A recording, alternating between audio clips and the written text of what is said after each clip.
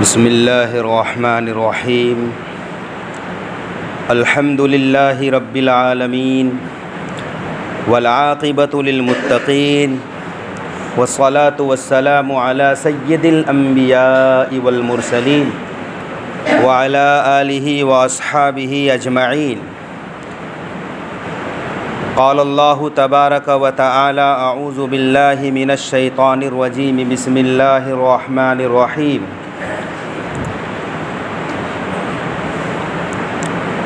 وَلَنَبْلُوَنَّكُمْ بِشَيْءٍ مِّنَ الْخَوْفِ وَالْجُوعِ وَنَقْصٍ مِّنَ الْأَمْوَالِ وَالْأَنفُسِ وَالثَّمَرَاتِ وَبَشِّرِ الصَّابِرِينَ الَّذِينَ إِذَا أَصَابَتْهُم مُّصِيبَةٌ قَالُوا إِنَّا لِلَّهِ وَإِنَّا إِلَيْهِ رَاجِعُونَ۔ وقال الله تعالى إن الله يأمركم أن تؤدوا الأمانات إلى أهلها۔ وقال النبي صلى الله عليه وسلم لا ایمان لمن لا امانة له، او كما قال عليه الصلاة والسلام۔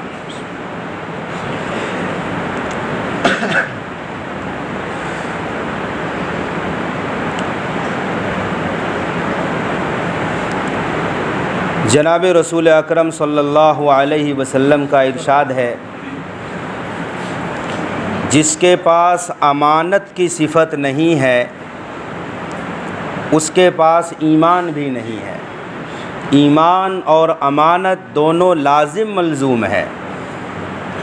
ایمان ہوگا تو امانت بھی ہوگی، امانت ہوگی تو ایمان بھی ہوگا، امانت نہیں ہے تو ایمان بھی نہیں ہے۔ امانت کسے کہتے ہیں؟ صرف ہم نے امانت اس کو سمجھا ہے کہ کسی نے کسی کو روپیہ پیسہ رکھنے دیا اور اس نے سنبھال کے رکھا، پھر جب طلب کیا تو واپس کر دی۔ امانت کا مفہوم بہت زیادہ وسیع ہے۔ ہمارا وجود، ہمارا بدن، ہمارا زندہ صحیح سالم رہنا، یہ اللہ تبارک و تعالی کی طرف سے امانت ہے۔ بہت وسیع ہے، صرف روپیہ پیسہ میں امانت نہیں ہے۔ ہمارا پورا جسم اللہ کی طرف سے امانت ہے۔ اسی لیے جسم کا کوئی عضو بیچنا جائز نہیں ہے کہ تمہاری نہیں ہے وہ چیز، اللہ تبارک و تعالی کی طرف سے بطور امانت ملی ہے۔ خودکشی کرنا کیوں ناجائز ہے؟ سوسائڈ کرنا، اپنے آپ کو ہلاک کر دینا، اسی لیے ناجائز اور حرام ہے کہ وہ چیز تمہاری نہیں ہے۔ تمہاری باڈی، تمہارا بدن، جسم تمہارا نہیں ہے، یہ اللہ کی طرف سے ایک امانت ہے۔ لہٰذا اللہ تبارک و تعالی کی طرف سے جب امانت ہے تو اللہ کی اجازت کے بغیر تصرف بھی نہیں کر سکتے۔ تو اللہ کی طرف سے یہ بدن امانت ہے۔ آنکھوں کی نعمت، کانوں کی نعمت، زبان کی نعمت، ہاتھ پیر دل دماغ کی نعمت، یہ اللہ کی طرف سے بطور امانت ہے، ہم سنبھال رہے ہیں۔ اس میں اللہ تبارک و تعالی کی رضا کے مطابق ہی تصرف کیا جا سکتا ہے۔ آنکھ سے اسی چیز کو ہم دیکھیں جو جائز ہو، جس کا اللہ نے دیکھنے کا حکم دیا ہو، اور آنکھ سے ہرگز اللہ کی نافرمانی والی چیزوں کو، کاموں کو نہ دیکھیں، یہ ہے امانت۔ اگر آنکھ کا غلط استعمال ہوا، اللہ کی نافرمانی میں استعمال ہوا، تو اللہ کی امانت میں ہم خیانت کرنے والے بن گئے۔ ہاتھ کا کام ہے پکڑنا، چیزوں کو چھونا، اور بھی دنیا بھر کے کام ہیں۔ ہر جائز کام میں ہاتھوں کا استعمال ہوگا۔ اگر ناجائز کام میں ہاتھوں کا استعمال کیا تو اللہ کی امانت میں خیانت ہے۔ میرے بھائیوں، رب ذوالجلال والاکرام نے حضرت محمد صلی اللہ علیہ وسلم کو جس دور میں بھیجا، ہمارے آقا کو بہت سارے مشکلات سے دوچار ہونا پڑا۔ کسی نے مجنوں کہا، پاگل کہا، شاعر کہا، سب کچھ کہا۔ وہیں ایک لقب جو لوگوں نے آپ کو دی، آپ کو لوگ امین اور صادق کہا کرتے تھے۔ مذہب الگ ہے، کفر و اسلام کا مذہب ہے، کفر الگ ہے، اسلام الگ ہے۔ لیکن کفار و مشرکین بھی آپ صلی اللہ علیہ وسلم کو امانت دار سمجھتے تھے۔ یہی وجہ ہے کہ شب ہجرت میں آپ صلی اللہ علیہ وسلم کے پاس لوگوں کی امانتیں تھیں۔ آپ مکہ مکرمہ چھوڑنے والے تھے۔ حضرت علی کو اپنے بستر پر سلایا اور کہا علی فلاں فلاں کی امانتیں میرے پاس ہے، تم ہجرت اسی وقت کرنا جب تک ساری امانتوں کو امانت والوں کو واپس نہ کر دو۔ کفار و مشرکین ہمارے نبی کے پاس سونا چاندی درہم دینار روپیہ پیسہ رکھتے تھے، جبکہ لوگ دشمن تھے۔ امانت کی صفت بہت بڑی چیز ہے۔ جو شخص امانت دار ہوتا ہے اللہ تعالیٰ غیبی مدد فرماتا ہے۔ کتنی اہمیت ہے، بخاری شریف میں 7 جگہ پر ایک بنی اسرائیل کا واقعہ آیا ہے، 7 جگہ پر۔ کتنی اہمیت ہوگی اس واقعے کی۔ پیارے آقا علیہ الصلاۃ والسلام نے ارشاد فرمایا، امانت دار تاجر کا واقعہ، کہ ایک شخص کو 1000 دینار کی ضرورت پڑی۔ دینار سونے کے سکے کو کہا جاتا ہے۔ 1000 دینار بہت زیادہ ہو جاتا ہے، تو اس شخص کو ضرورت پڑی۔ سمندر پار کر کے ایک مالدار شخص کے پاس گیا کہ 1000 دینار دے دیجئے۔ تو اس نے کہا کہ گواہ کون ہے؟ تو اس نے کہا کفا باللہ شہیدہ، گواہ تو کوئی نہیں، اللہ ہی گواہ ہے۔ تو اس نے کہا ٹھیک ہے، کوئی ضمانت دار تو ہو کہ آپ اگر نہیں دے سکے تو میں اس سے مطالبہ کروں گا۔ تو اس آدمی نے کہا کفا باللہ کفیلا، اللہ ہی کفیل ہے۔ اس نے کہا ٹھیک ہے چلو 1000 دینار دے دیے۔ اب یہ شخص سمندر پار کر کے گھر واپس آیا، اپنی ضرورتوں کو پوری کیا، اور مدت متعین کر دی تھی کہ اتنی مدت میں اتنے ٹائم میں آپ کو واپس کرنا ہے۔ اس ٹائم کے پورا ہونے سے پہلے ہی 1000 دینار جمع کیا، کمایا، اور پھر واپس کرنے کے لیے جانے لگا۔ سمندر کے کنارے کشتی ڈھونڈا، کشتی ملی نہیں۔ صبح سے شام تک اسی فراق میں رہا، کوئی سواری مل جائے، نہیں ملی۔ تو اس نے کہا اے اللہ، جب میں نے 1000 دینار قرضہ مانگا تھا تو اس نے کہا تھا گواہ کون ہے، تو میں نے تجھے بتایا تھا۔ اس نے کہا تھا ضمانت کون دے گا، تو میں نے تجھے بتایا تھا۔ اے اللہ، میں تو 1000 دینار لے کے چل پڑا تھا، میرے اور اس کے درمیان سمندر حائل ہے، لیکن اے اللہ میں نے تجھے گواہ بنایا تھا، میں نے تجھے کفیل بنایا تھا۔ ایک موٹی سی لکڑی لی، اس میں سوراخ کیا، اس کے اندر 1000 دینار ڈالا، ایک پرچی بھی ڈالا، اور کہا اے سمندر، میرے اور اس کے درمیان تو ہی حائل ہے، اور پھر اس کو بند کر دیا، سمندر کی لہروں میں ڈال دیا، اب واپس چلا آیا۔ کمال دیکھو، یہ سچا واقعہ ہے، بخاری شریف میں 7 جگہ یہ واقعہ آیا ہے، کہیں لمبا کہیں مختصر۔ یہ آدمی تو واپس چلا آیا۔ ادھر وہ مالدار شخص جس نے قرض دیا تھا، اس نے سوچا کہ چلو ایک بار اس کے گھر پہ جا کر تقاضا کر دیتے ہیں کہ وقت پورا ہونے والا ہے۔ وہ آدمی بھی جب آیا تو سمندر کے کنارے کوئی کشتی نہیں ملے، تو دیکھا کہ ایک موٹی سی لکڑی بہتی ہوئی آ رہی ہے۔ اس نے سوچا اسے اٹھا لیتے ہیں، گھر میں چولہا وغیرہ میں ایندھن کا کام آئے گا۔ لکڑی لے کر گھر پر جا کر چیرا اس کو، تو 1000 دینار اور وہ پرچی ملی۔ کتنی خوشی ہوئی ہوگی۔ پھر کچھ دنوں کے بعد اس نے دوبارہ سے 1000 دینار کمایا، سمندر پار کر کے پھر گیا کہ بھائی آپ کا 1000 دینار لو۔ اس نے کہا وہ دینار تو ہمیں مل گئے۔ کیسے؟ ایک لکڑی ملی تھی، اس میں دینار بھی تھے، اس میں تمہاری پرچی بھی ملے تھی۔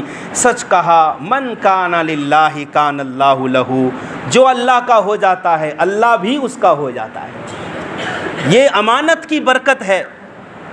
امانت، حدیث پاک میں آتا ہے، سچا امانت دار تاجر، بزنس مین جو تاجر ہو اور امانت دار ہو، اس کا حشر کل قیامت کے دن نبیوں کے ساتھ، صدیقین کے ساتھ، شہداء کے ساتھ ہوگا۔ آج تجارت والی صفت ہم سے دور ہو گئی ہے۔ کوئی کسی کو قرض دے دے تو قرض واپس ملنا بڑا مشکل ہو جاتا ہے، پھر بھکاری کی طرح اس کے پیچھے لگنا پڑتا ہے، پھر اس کی مرضی، پھر وہ انا میں آتا ہے، اتراتا ہے، اکڑتا ہے، میں واپس نہیں دوں گا، جب ہوگا تب دوں گا۔ میرے بھائیوں، جب کسی سے آپ قرضہ لیں، کسی سے ادھار لیں، ٹائم پورا ہونے سے پہلے ہی آپ نے اس کو خود جا کر دینا ہے، اس کو مطالبہ کرنے کی ضرورت نہ پڑے، اس کو مانگنے کی ضرورت نہ پڑے۔ یہ ہے امانت داری۔ عبداللہ ابن مبارک رحمۃ اللہ علیہ کا نام آپ نے سنا ہوگا، بڑے بڑے محدثین اور ائمہ کے استاذ ہیں وہ، سفیان ثوری، امام ابو حنیفہ، بڑے بڑے اولیاء اللہ کے وہ استاد ہیں، عبداللہ ابن مبارک۔ ان کا نام عبداللہ ہے، باپ کا نام مبارک ہے۔ مبارک ایک شخص کا غلام تھا، تو مالک نے مبارک کو باغ کی رکھوالی کے لیے رکھا تھا۔ ایک دن مالک پہنچا، کہا مبارک ایک میٹھا انار توڑ کر لاؤ۔ مبارک نے میٹھا انار لا کے دیا تو وہ انار کھٹا نکلا۔ کہا دوبارہ جاؤ میٹھا انار توڑ کر لاؤ۔ دوبارہ لایا، پھر بھی وہ کھٹا نکلا۔ 3 بار ایسا ہی ہوا۔ کہا اتنے دن سے باغ کی رکھوالی کر رہے ہو، تمہیں یہ بھی نہیں پتا کون سا انار کھٹا ہے کون سا میٹھا ہے؟ مبارک نے کہا کہ آپ نے رکھوالی کے لیے رکھا ہے، آپ نے انار کھانے کی اجازت نہیں دی ہے، مجھے کیسے معلوم کون سا انار میٹھا ہے کون سا کھٹا ہے؟ اس مالک کی ایک جوان بیٹی تھی، بہت سارے رشتے آ رہے تھے، کنفیوز تھا وہ کہ کہاں میں رشتہ کروں۔ ایک دن مبارک سے خود پوچھ لیا کہ لڑکی کا رشتہ کس سے کرنی چاہیے؟ مبارک نے کہا دیکھو زمانے جاہلیت میں تو لوگ حسب نسب کو دیکھتے تھے، یہودی مالداری کو دیکھتے ہیں، عیسائی خوبصورتی کو دیکھتے ہیں، لیکن شریعت محمدی میں یہ ہے کہ دیندار، تقوی، پرہیزگار، امانت دار ہو تو اسے بیٹی دے دو۔ بڑی اچھی بات لگی، بیوی سے جا کے مشورہ کیا کہ ہم لوگ مالدار ضرور ہیں لیکن ہم لوگ اپنی بیٹی کا رشتہ اپنے غلام مبارک سے کریں گے، کیونکہ امانت دار ہے، انصاف پرور ہے، متقی ہے، پرہیزگار ہے۔ اپنی بیٹی کا رشتہ دے دیا۔ اسی مبارک سے علم کے پہاڑ، بہت بڑے بزرگ عبداللہ ابن مبارک پیدا ہوئے۔ یہ امانت کا صلہ ہے، بہت بڑی چیز ہے امانت۔ لیکن جب کوئی امانت، اللہ کی کوئی نعمت ہم سے زائل ہو جائے، چھن جائے، تو اس پر ہمیں صبر کرنا چاہیے۔ ہمارا بدن ہے، انسان 60 برس، 70 برس، 80 برس جیتا ہے، بہت سارے مراحل آتے ہیں، کبھی بیمار ہوتا ہے، کبھی صحت مند رہتا ہے، کبھی جوانی رہتی ہے، کبھی بڑھاپا آتا ہے، کبھی نہ کبھی کوئی نعمت ملتی ہے تو کوئی نعمت چھن بھی جاتی ہے۔ جب کوئی نعمت چھن جائے تو ہمیں حکم ہے کہ ہم انا للہ و انا الیہ راجعون پڑھیں۔ وہ نقصان چاہے جانی نقصان ہو، جیسے کہ کسی عزیز کا انتقال ہو جائے، رشتہ داروں کا انتقال ہو جائے، بیٹے بیٹیوں کا انتقال ہو جائے، تو ہمیں حکم ہے ہم کیا پڑھیں؟ انا للہ و انا الیہ راجعون۔ ہم اللہ ہی کے لیے اور اللہ ہی کے پاس سب کو جانا ہے۔ حدیث پاک میں آتا ہے کہ جب کسی کا بچہ فوت ہو جاتا ہے تو اللہ تعالیٰ فرشتوں سے پوچھتے ہیں کہ تم نے میرے بندے کے جگر کے ٹکڑے کو لے لیا؟ فرشتہ عرض کرتا ہے جی لے لیا۔ تو میرے بندے نے اس پر کیا کہا؟ فرشتے کہتے ہیں کہ آپ کے بندے آپ کی تعریف کر رہے تھے اور کہہ رہے تھے انا للہ و انا الیہ راجعون۔ اللہ پاک فرماتے ہیں میرے اس بندے کے لیے جنت میں شاندار محل بناؤ، وہاں پر سائن بورڈ میں لکھو بیت الحمد، تعریف کا گھر۔ اللہ اس بندے سے خوش ہوتا ہے جو کسی عزیز کی وفات پر صبر کر لیتا ہے۔ کسی کا عزیز بیمار ہے، گھر میں کوئی بیمار ہے، لا علاج ہے، بہت علاج کرایا، افاقہ ہی نہیں ہوتا، تو ہمیں اور آپ کو اس موقع پر سیدنا حضرت ایوب علیہ الصلاۃ والسلام کی بیماری اور آپ کا صبر بھی یاد رکھنا چاہیے۔ 1-2 سال نہیں، مسلسل 18 سال تک سیدنا ایوب علیہ الصلاۃ والسلام بیمار رہے اور بڑی بیماری میں مبتلا رہے، بڑی بیماری میں مبتلا رہے، لیکن آپ نے کبھی اللہ سے شکوہ شکایت نہیں کی۔ ہمارا حال کیا ہے جب ہم میں سے کوئی بیمار پڑ جاتا ہے، گھر میں کوئی شدید بیماری میں مبتلا ہوتا ہے، تو ہماری زبان سے شکوہ شکایت کے الفاظ نکل جاتے ہیں۔ اللہ کو ہمارا ہی گھر دکھا تھا، ہم ہی تھے آزمانے کے لیے، وغیرہ وغیرہ کفریہ شرکیہ الفاظ بول دیتے ہیں۔ نہیں، ہر حالت میں اللہ کی تعریف۔ اللہ نے بیماری دی ہے تو ہمیں پھر بھی تعریف، اللہ کا شکر ہے چھوٹی بیماری ملی ہے، اللہ چاہتا تو اس سے بڑی بیماری بھی دے سکتے تھے۔ ہر حالت میں حکم ہے کہ اللہ کی تعریف کرو، الحمدللہ کہو، چاہے کسی کا انتقال ہو جائے تو بھی اللہ ہی کی تعریف۔ اللہ سے شکوہ نہیں ہے، اللہ سے شکایت نہیں کرنی چاہیے۔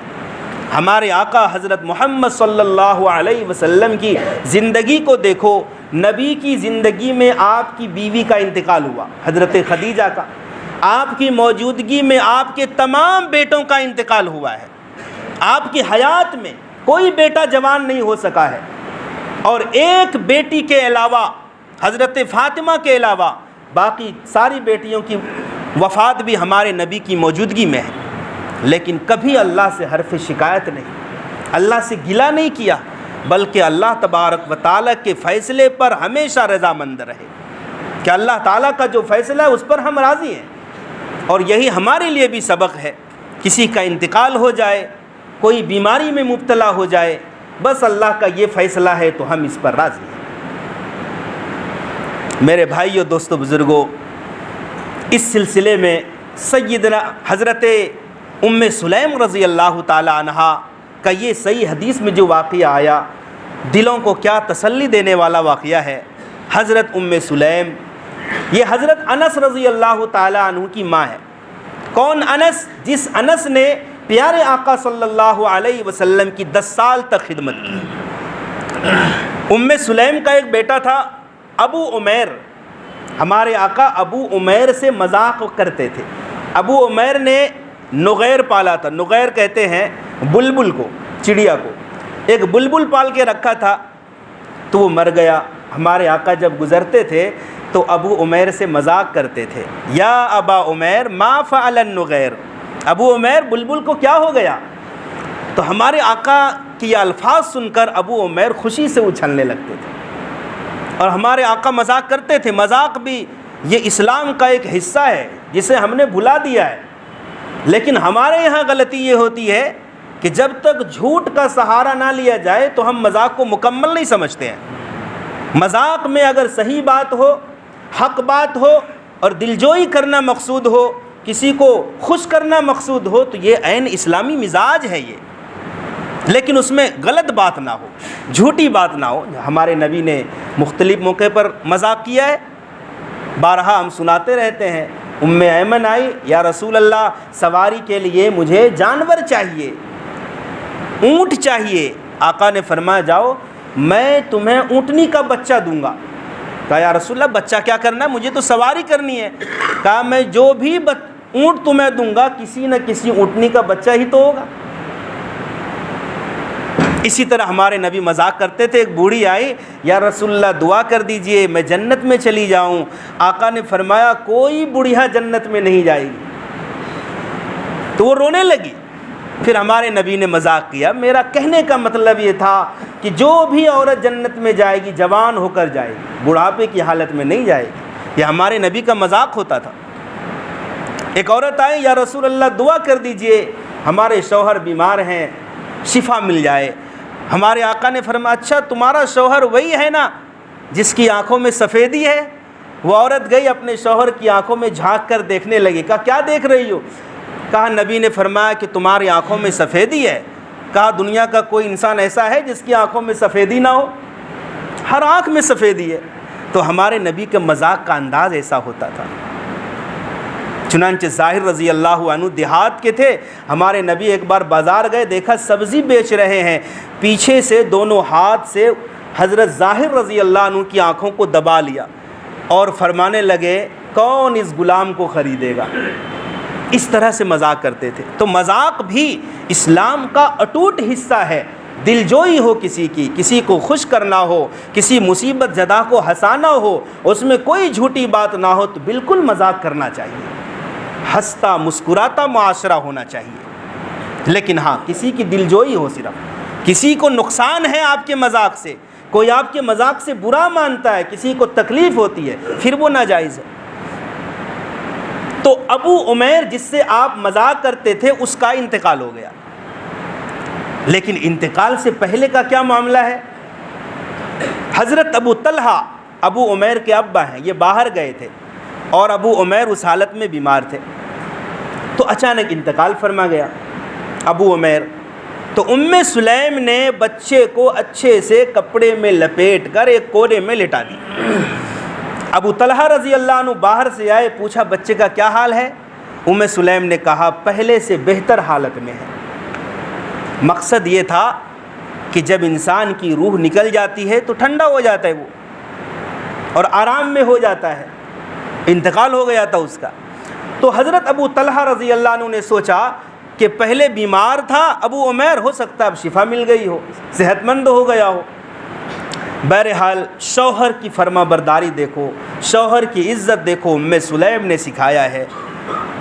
چونکہ بھوکے تھے کہا کھانا لاؤ، کھانا پیش کیا، کھانا کھائے، باہر سے آئے تھے کہا بستر لگاؤ، بیوی سے ہم بستری بھی کی۔ اللہ اکبر، بیٹا انتقال کر گیا، بیٹے کی ناز گھر کے کونے میں ہے، مگر شوہر کا دل نہ ٹوٹے، شوہر باہر سے آیا ہوا ہے، تھکا ہارا ہے، ہم بستری پر آمادہ ہو گئی۔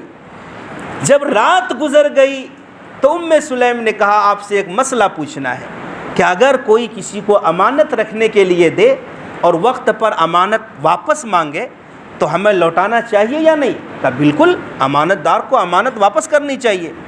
کہا اللہ تعالیٰ نے لڑکے کی شکل میں ایک امانت دی تھی، ابو عمیر کا انتقال ہو گیا ہے، جاؤ کفن دفن کا انتظام کرو۔ اللہ اکبر، کیا صبر کی مثال پیش کی ہے ام سلیم نے۔ اس طرح سے بھی صحابہ کرام اور صحابیات نے صبر کا پیمانہ چھلکنے نہ دیا۔ چنانچہ حضرت ام سلیم کے شوہر ابو طلحہ پیارے آقا علیہ السلام کی خدمت میں پہنچے، سارا واقعہ بیان کیا، ہمارے آقا نے دعائیں دی۔ اس کی برکت سے ابو طلحہ کے یہاں ایک لڑکا پیدا ہوا جس کا نام عبداللہ تھا، اور عبداللہ کے کئی سارے لڑکے پیدا ہوئے، سب کے سب حافظ اور عالم بنے۔ یہ ہے امانت اور صبر کا پھل جو ہمیشہ سے تناور ہوتا ہے، صبر کا پھل ہمیشہ میٹھا ہوتا ہے۔ تو میرے بھائیوں، ہم بھی صبر کے دامن کو کبھی نہ چھوڑیں۔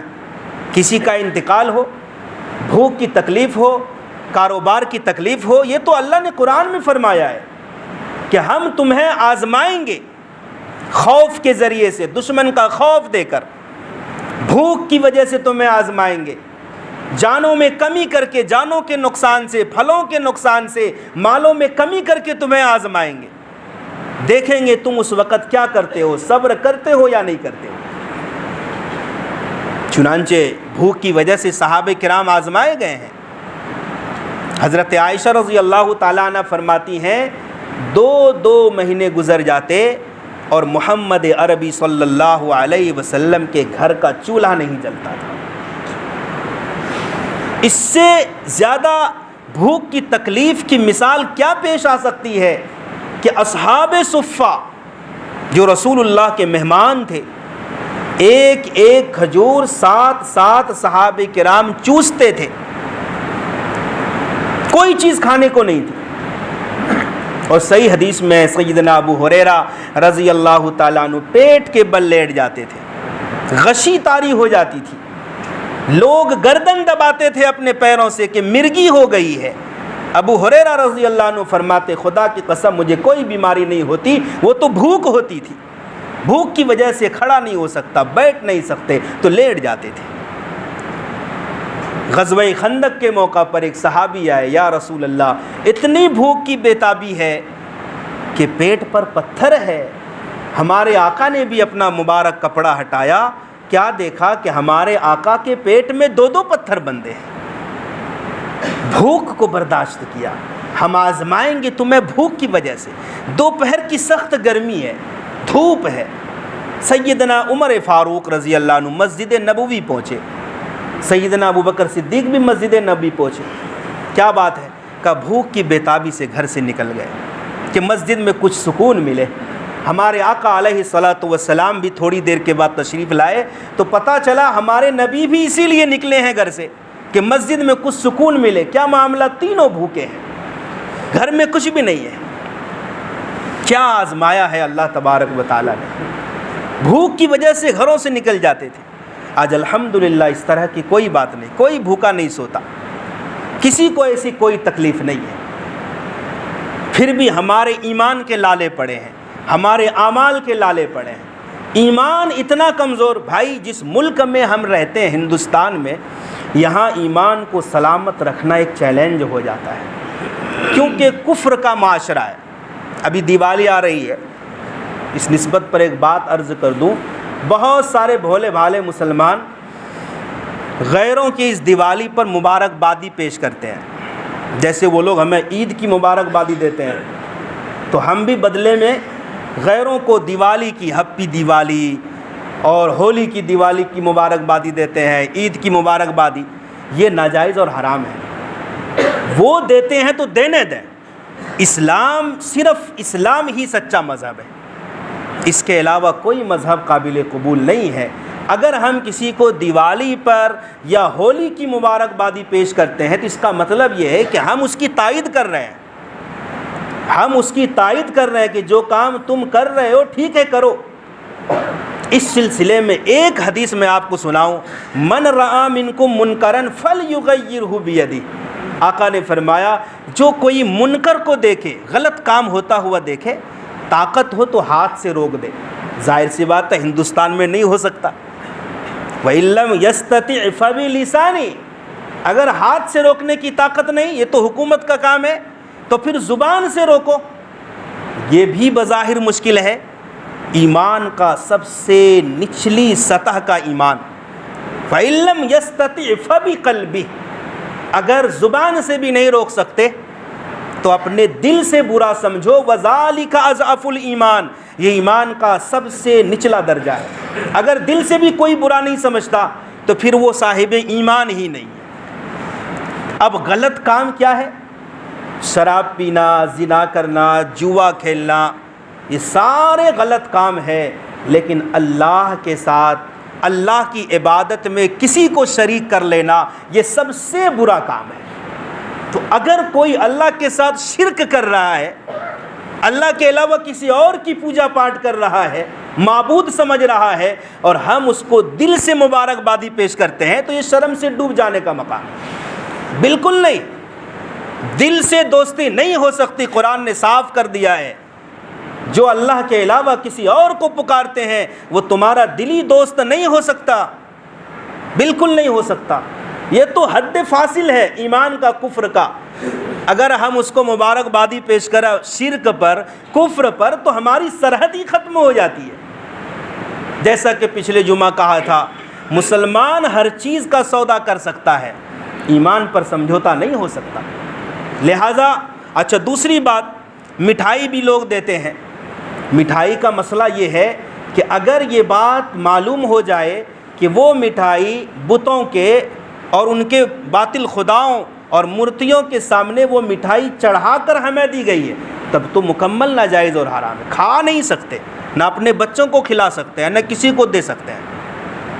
قرآن نے کہا ہے انما حرم علیکم المیتہ، سورہ بقرہ میں ہے، بے شک تمہارے اوپر مردار حرام ہے، والدم، خون حرام ہے، ولحم الخنزیر، خنزیر کا گوشت حرام ہے، وما اہل بہ لغیر اللہ، جس جانور پر اللہ کے علاوہ کسی اور کا نام لیا گیا، اللہ کے علاوہ کسی اور کے نام پر جس جانور کو چھوڑ دیا گیا۔ یہاں مفسرین فرماتے ہیں چوتھی بات یہ بھی ہے کہ یہاں صرف جانور نہیں، ہر وہ چیز جو اللہ کے علاوہ کسی اور معبود کے نام پر وہ چیز رکھی گئی، چڑھاوا چڑھا دیا، وہ چیز بھی کھانا ناجائز اور حرام ہے۔ ہاں اگر وہ مٹھائی بتوں کے سامنے نہ رکھی گئی ہو، ہمیں مکمل معلوم ہے، دکان سے خریدا اور ڈائریکٹ لا کے مجھے دے دیا، تو کھانا جائز تو ہے، لیکن پھر بھی پرہیز کرنا چاہیے۔